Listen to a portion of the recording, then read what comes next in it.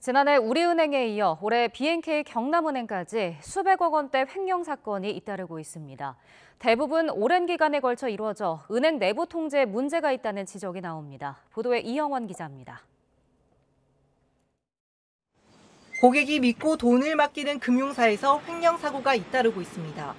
역대 가장 큰 규모는 지난해 우리은행 직원의 700억 원대 횡령입니다.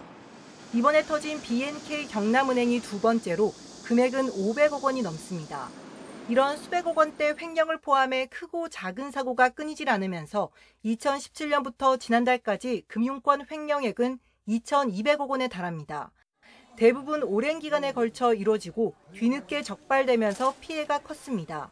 전문적으로 아는 개인 직원들에게 너무 심하게 의존하는 일들이 있었던 거고, 횡령 금액에 비해서 그 회수된 액수를 보면 한 7%, 8%밖에는 안 된다라고 해요. 앞서 금융감독원은 지난해 우리은행 횡령 사고 이후 내부 통제 혁신 방안을 마련했습니다. 장기 근무자 비율을 제한하고 순환 근무를 정착시키는 게 골자입니다. 특히 장기 근무를 승인할 때는 채무 투자 현황을 확인해 사고 위험을 줄이도록 했습니다. 하지만 1년 만에 또 초대형 횡령 사고가 터지면서 이런 방안의 실효성에 의문이 제기될 수밖에 없습니다. 금감원이나 이런 입장에서는 내부 관리가 잘못된 것이 아니냐, 그 프로토콜 같은 것들이 완전히 잘 되어 있느냐, 이런 것들에 대한 전반적인 우려가 있다라고 아마 보시면 될 것 같습니다.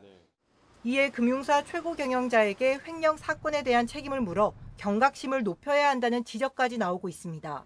금융당국은 이런 점을 고려해 내부 통제 혁신안의 부족한 부분을 올해 안으로 보완하기로 했습니다. YTN 이영원입니다.